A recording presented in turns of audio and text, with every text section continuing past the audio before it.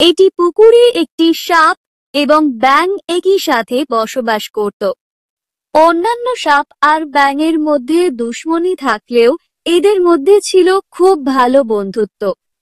একদিন ব্যাঙ সাপকে বলল, ও সাপ দাদা, তুমি সব সময় বাঁকা হয়ে চলো কেন?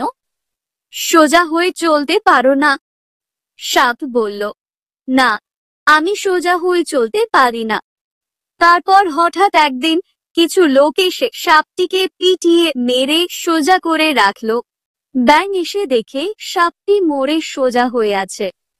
তাই দেখে ব্যাঙ মনে মনে বলে, বন্ধু, সোজা তো ঠিকই হয়েছ, তবে মৃত্যুর আগে নয়, পরে।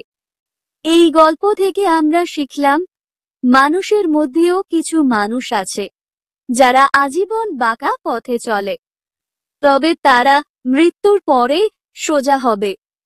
এমন শিক্ষণীয় ভিডিও আরো দেখতে চাইলে সকলে ফলো দিয়ে দিন।